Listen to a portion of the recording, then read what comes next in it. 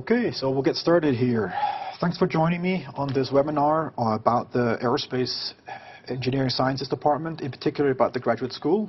My name is Hanspeter Schaub, and I look forward to chatting with you briefly about the graduate program we have here and the application process, and then take any questions you might have. So about myself, just so you know who's talking to you here, I'm a professor in this department. I'm also the graduate chair of the program, so if you apply to our program, your name's probably going to come across my desk. I've got quite a bit of experience working in the aerospace industry, in particular about aerospace dynamics control applications, but I've also worked some at Sandia National Labs, and we'll collaborate with industry as well. If you're curious about my program, you got my email there, you can ping me. But for today, what I really want to talk about is our graduate program, in particular why aerospace engineering. Our department is Aerospace Engineering Sciences Department, which means our students coming in get the typical aerospace engineering experiences, but about a third of our faculty are also scientists, which really means you get very broad engineering fundamentals and the science fundamentals kind of combined. A lot of our students, engineering students, some of them take these remote sensing or science classes in our department, and vice versa. The scientists are taking our engineering classes. So it's a great department in that sense. Having the engineers and scientists next to each other doing space-related or Earth-related sensing and exploration activities. We get to do very cutting-edge research as well. And also, as you probably read in the papers, aerospace industry is definitely growing. What's exciting to me is the commercial space applications that are coming out with SpaceX and Blue Origin and Virgin Galactic and a bunch of other players coming up. So it's a degree that I think is very sought after. But it's also a very versatile degree because as an aerospace engineer, we tend to have very narrow margins, which means we need to understand all the subsystems to some level. And you don't just become the controls or the structures or the fluids person. You really need to know quite a bit of it, and of the other disciplines as well. And that's reflected in our curriculum. So that means the degree you get, people finishing with an aerospace engineering go into aerospace engineering. Some of them also go into other aspects of the software side development or the electronics or the signals processing. And with our department in particular, also into some sciences, where you're mixing the engineering and the sensing itself. So it's a very valuable, exciting degree. As a master's student in particularly, our curriculum is structured in a range of ways. We have 4 different focus areas that we deal with, and each one of them has core classes that you take that are very specific to that focus area. So for example, we have the remote sensing group. They've got their kind of a science and instrumentation classes. I'm in the astrodynamics and navigation group, so we have classes on basic orbits, spacecraft dynamics, estimation, and GPS systems. Then there's a bioastronautics group that we have. They deal more with space systems, but it's all about having human life in space. So there's also some aspects of human biology in space and how this works. And then there's also the vehicle systems groups, which has the controls group, the fluids, and the structures people with their specific stuff. So as a master's student, you come in, you join one of these focus areas, you take some classes inside of that area, but also some outside of that area. Just because it has to have some breadth. Each class tends to have, a graduate course has homeworks, it may have exams, but it also has typically projects, class projects, which are pretty exciting, where you get to make this stuff that you're learning very specific to your particular interests and needs. Or if you're doing research, we can often tie in your research into these class projects, so you get to dual use sometime. That's very important. But as a degree and as a department, it's very important for us that you understand aerospace engineering on a systems level, so that you don't just become a subject matter expert who knows nothing but control theory, but had no idea how sensor information comes to the control algorithm. So that's why we've structured it such that you can become a subject matter expert, but you have some breadth as well. So that's what you can expect when you came here as a master's student. Then distance education. This is a key part of our department.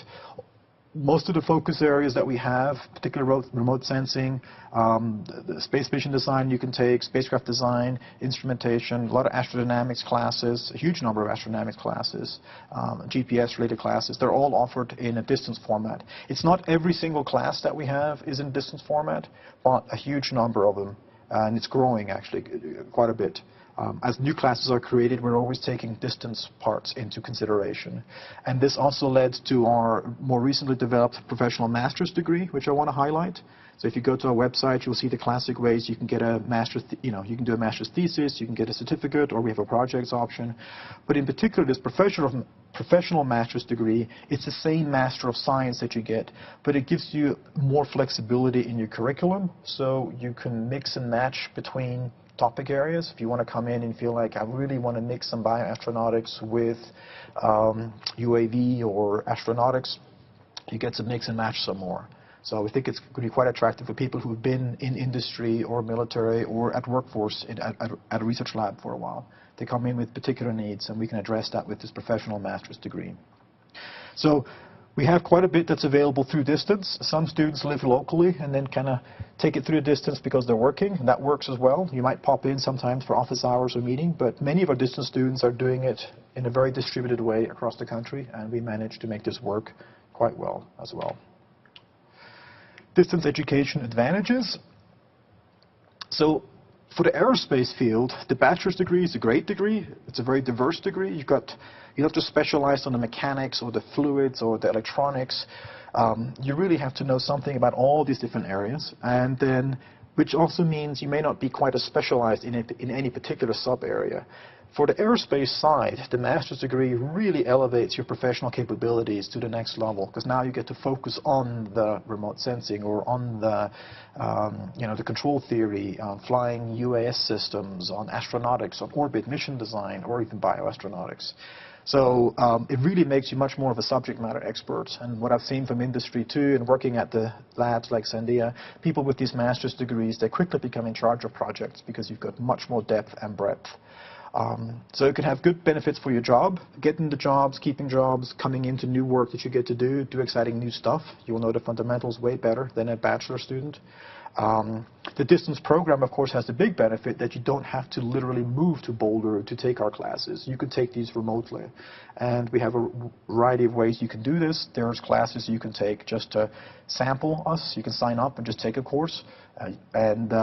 If you then wanted to apply for a degree to actually get a master's degree, you can do that later. That's kind of nice. So there's different stages. You don't have to commit all in right at the beginning. Our faculty, we're very, very experienced. Our aerospace department is ranked as high as second on the NRC rankings that came out a few years ago. And, they have these kind of a fluid ranking system, so we're as high as second or as low as sixth, which is a pretty tight clustering actually. So we're very proud of that, and it's a reflection of the hard work that the graduate students do here, and as well as the work that the experienced faculty do. These classes that we teach like this, they're recorded, so you can watch them asynchronously. They often have now also these Zoom capabilities, so if you wish, you could live participate, and that's a very important component. If you're working outside, it's often tough to attend a class every Tuesday or Thursday at a particular time, but you might be able to do it at certain times, and that'll be great. So you have both the asynchronous and the live components of it, and we found that to be very, very helpful. So it gives you a lot of flexibility. But the classes otherwise are offered. You have the same responsibilities, the same expectations. You get the same grading scale. It is a real class. So if you get an A, it's an A, the same as anybody else who's on campus. So just if you take the class, make sure you have time to deliver the homeworks, the projects on the same schedule. So distance students don't tend to take as many classes at once if they're working full time. But it works overall. We've been very successful with that. Let's see. That was advantages as a distance program. So just the master's degree per se, it's like any other school typically. We have 30 credit hours. A single class tends to be a 3-credit-hour class, so that you can think of this as 10 classes you have to take. And there's an array, depending on which program in the aerospace degree plan you apply to, there's different requirements on what classes. We talked about the focus areas. Right, so you get to mix and match quite a bit, which is the really fun thing about graduate program. Compared to an undergraduate program in aerospace, there's very rarely that you have any electives you can pick. The master's program, you can really custom tailor to exactly what you want to do. We also have some certificates, which is nice. So besides going towards a full master's degree, which is 10 classes, we have some specialty certificates like astrodynamics or some remote sensing. We're getting some new space instrumentation ones worked on. But These certificates you can pursue without being a degree-seeking candidate as well. So if you're interested in that, contact us. We'd be glad to give you more information, or just visit our website. Some classes are available in the summer. Primarily, we're teaching in the fall and the spring, our typical academic year, but there are some classes that are offered at times over the summer, so you'd have to check with the instructor. There's several, for example, also engineering management. Many of our aerospace classes take engineering management, and there's quite a few of them offered very regularly over the summer. This kind of helps you from a pacing perspective if you're distance students. You may not take as many classes during a semester, but if you take one over the summer, it kind of helps you stay on par and finish up in a reasonable amount of time. The applications are coming up pretty soon. So the fall application deadline for international students is December 1, and for domestic students, U.S. students, is January 5th. So make sure to get your deadlines, your paperwork in. Even if you're missing some forms, I still recommend submit what you have. Then we have you in the system. And then this transcript that you have trouble getting hold of, we can add that to your application later on as well. And if you run into issues, our website has our graduate coordinator, Annie Brookover, and her contact information. So she can help you out if there. It is possible to enroll in our aerospace classes as a non-degree seeking student. That's kind of what I mentioned earlier about some students just pick a class to begin with, take it, see how it fits. Do they like these classes? Does it fit with their work schedule, with their life schedule? And so just enrolling in one of them is a very good experience. Then you know, instead of coming right up front and committing to a long-term program. And then, so after you've taken a class or two, you can then decide if this is really what you want to pursue, apply to our degree program, and then do the rest. And it's also up to 9 classes, as you can take, up to, it says 9 classes, 9 credit hours, which is roughly 3 classes, may be transferable into a degree program. So if you just sign up and take a few classes, you can do up to 3. That's basically what it means. And then when you enroll in aerospace, those 3 classes you've taken already automatically gets added. But it's only up to 3 classes. If you take 10 classes, you can't just say all of a sudden, I want a degree now because of this. It's only 3 classes, they roll in, and then you fulfill the rest of them as a degree-seeking student. This is one of the requirements. Okay, moving along. That kind of wraps up the presentation side of the department, but if there's any particular questions I can help answer, again, you can actually chime in via video if you wish, or there's the chat board on the Zoom stuff. I'd be glad to take any questions about our program at this stage.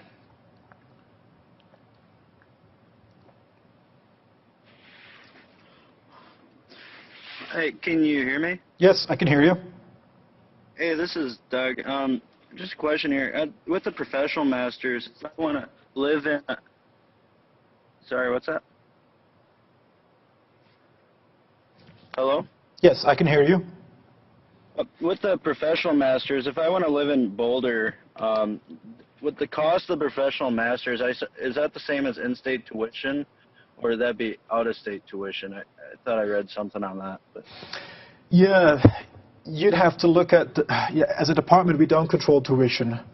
The professional master has a slightly different tuition structure than just the regular masters. So I'd have to refer you to the purser's office, their website. They would show you specifically. It's a new degree, so they've been kind of shifting a little bit what these values are. Right. If you live in Boulder, it does help to establish residency there, yes. And I think that usually takes up to a year to do that. Yep. And that puts you automatically into that category. But I do believe for out-of-state one, the professional master's degrees was cheaper. It was more affordable than the regular master's program. So it's a slightly different tuition structure. So again, details I just refer you to the purser's office, which you can get, or email me and I'll refer you to the right websites that you can see the latest info on that. Okay. And in terms of, I did my undergrad about 4 years ago now, and I've been working as a professional engineer. I can travel around on the road, but as a project engineer, if my undergrad GPA was about 3.0, what kind of, and I know you guys look for like a 3.4, what kind of value do you give on professional engineering experience versus your obtained GPA in your undergrad? Well, that's a great question. What you see on the website is our recommended GPA that we typically have. which is, you're correct, it's a 3.4 that we put in there. That's not the minimum GPA that we accept into our program. It just kind of gives people a ballpark where you should be at least. So with lower GPAs, we'll take your professional experience into account. We will take letters of recommendation into account. Because we've had cases like this where somebody graduated, did okay at school, or maybe didn't. I know there was one case where somebody didn't do particularly well, but this was 10 years ago. They've now moved on, taken all kinds of advanced classes or continued education stuff, have experience. And their GPA that they have doesn't reflect the person they are now because of the big time that's passed between that. So we take all of that into account to try to, trying to make sure that you'd be successful if you came into our classes. But also, without the, if you're worried about would this work out well, that might be a situation too where you might just sign up for one of these classes. As I mentioned, you could take up to 3 classes without being a degree-seeking student. So you can just say, you know what, I think I'm going to do well, let me prove it to them. And if you sign up and do well on these classes, this gives you something else that you can point to in your application when you then do apply to a full degree program. That, hey, I've demonstrated that with my current experience, I can do this stuff well. So with what I do now, I kind of work 6 to 7 days a week. I start at like 6 in the morning. I work until 6 at night sometimes. But then I travel around the States a lot, and then every 3 weeks I get like 5 days off, kind of go wherever. How would that work schedule kind of play into the course schedule you could take remotely? Would that be practical? Because if I look to do the actual program, I'd probably want to stop working and just focus on the program primarily. But how would I would be interested in taking the one class to see how it would work, but how would that work with the schedule, do you think? Just from experience with former students, yeah, we've had,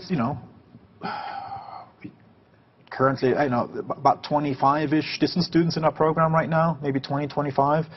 And just hearing from their experience, the huge majority of them are full-time. They're not on half-time appointments or something else. So kind of like you, they're running a full day, getting in early, get to work, get stuff done, come back in the evening, and then the evenings become catch up on the lecture and start with them homework and, and get things going. And if you've been out of school for a little bit, as you can imagine, it takes a little bit of time to get back into the rhythm again, right, of, wait a minute, I haven't seen this math in a while. I have to catch up on that. So that takes a little effort. I definitely would recommend just doing one class for your first semester until you're back in it again. And also, it's very individual. You may have a very strong math background with your work that you're doing. If people are out of school, I find the math skills is some of the first to go again. If they don't do it every day, can you do differentiation, basic calculus, vector math?